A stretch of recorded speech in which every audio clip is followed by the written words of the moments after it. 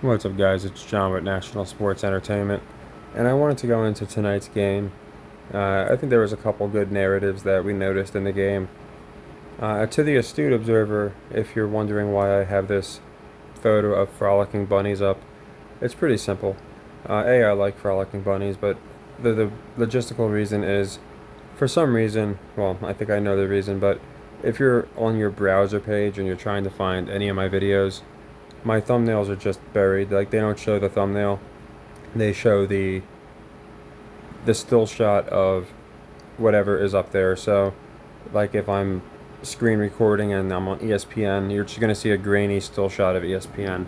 So when that's up there, it's like impossible to see. Like, I'm not even trying to make excuses, but I'm sure you see what I'm talking about. It's so easy to just scroll right on by and not even see it. So this might jump out a little more. So it's just like more of a test run. I don't even know what portion of the screen recorder they include, because it's not just like the very beginning, or we're going to find out if it is or not.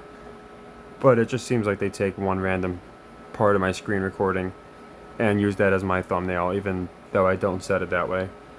Now, to go into tonight's game, we got another one, which is nice. We're on a nice little streak, six in a row, dating back to the 4 o'clock games. So we got another primetime game, which is nice. And this one was close. Going into the game, I was very skeptical. I was very close to making a video and doing an audible. The only thing that stopped me was and we can look at different frolicking bunnies. The only thing that stopped me was the gambling gods, because I have gone against them on 2 occasions by going against my initial pick, and both times we lost. So I just decided, you know what, I'm going to stick with the theory. I think it made sense. And I thought there was an interesting narrative as well, because they talked about, at the end of the game, they talked about Micah Parsons. But so in the game, you had obviously Kellen Moore, and they kept talking about how he was more effective for the Cowboys than their current scheme, which of course was one of the reasons I was a little nervous and hesitant after I picked the Cowboys. But then I remembered, well, the head coach is a bum who I think's getting fired. So I started taking it as, okay, Moore's going to do good. He'll have some nice calls.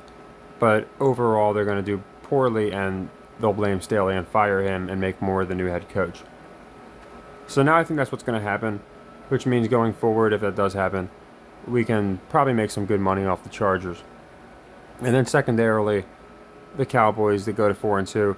What's so interesting about them is at the end of the game, they had Scott Van Pelt come up, and he's like, yeah, afterwards on my show, I'm going to have a megastar from the game who, from the winning team. And no offense to anybody on the Chargers, but they don't have anybody that's a megastar. Even Keenan Allen, Herbert, they're not mega draws. Like, the only mega draws I could think of were like 3 guys: Dak, Parsons, and the third guy being CeeDee Lamb. So I don't even know who wound up being on the show, but it was interesting. He came on. He says that then they flashed to Parsons, and like a second after they flashed to him, Aikman's like, "Yeah, Parsons having a rough game. They've had him completely under control. Hasn't made a damn difference for the team." And then sure enough, he gets a sack on the next play. And then he forces the interception with pressure on the next play. And then they laugh it off. And then Scott Van Pelt does an interview with them.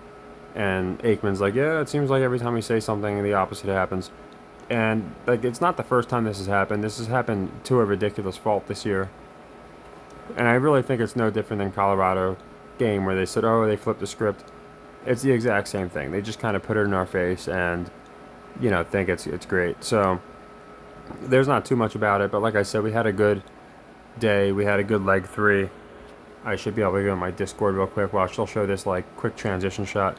I'm curious what shows up in the thumbnail, just because of what the YouTube algorithm. It's pretty interesting, but I'll be using a different method going forward. But I just thought something that might jump out. So yeah, you can see we had a good week, and the Cowboys were going to be, they were our leg 3 for the Dolphins loss. So we finished 3-3 on legs, or not the Dolphins loss. We picked the Panthers to cover. They did not. So for sequence, I think it was 75. Yeah, leg 3 was the Cowboys cover, which we got. So we had a good day, and like I said, I think we're going to do good going forward. I think we're going to have a better read on a lot of these teams. And like I said, as far as the thumbnails, this is just a trial and error. Obviously, I could pick a picture of Darth Vader. It doesn't matter. I might just hover over my actual thumbnail. I thought about doing that, but you're gonna see what you're gonna see. It's gonna probably be a grainy still shot. But I just thought, let's just do whatever we can to try and fight back against the YouTube machine. But yeah, another good day. So we finished up like 14 units on the week with a record of, I believe, 12-4. Might have been 13-4 because I don't know if I double played. We double played a couple games. So, but either way, a really good week. We finished even on leg threes with a 3-3 record. And in the NFL, we did really good on leg threes, only missing the Saints over. As far as spreads, we did really well. So, and we got dogs too. So basically everything you can ask for in a week. And I think we're going to continue to do well. So, as I always say, this really wasn't too long because I haven't looked into next week's games yet. I just more so wanted to recap tonight. I think Staley's getting fired. Parsons is going to be fired up on his podcast. Scott Van Pelt obviously new. And I think we're going to get some kind of controversy with the Chargers. So I'll go into the games coming up, obviously, college and NFL alike. I didn't go into this in my last video, but I do like the Liberty. I think at the very least they're going to force it to 5. All year long they pushed the Aces and Liberty. I don't see why this game wouldn't go the full distance. So they're going to be like 2-point dogs again, probably at home. I think they're going to win. I think that's tomorrow night. So I didn't officially put that out. I put it out on my Discord and such, and it was pretty easy money. I think it'll be easy money again. So just based off of how they've treated both teams. So yeah, congratulations to everybody that's hailed. Really good day and a great week, which is all we can ask for.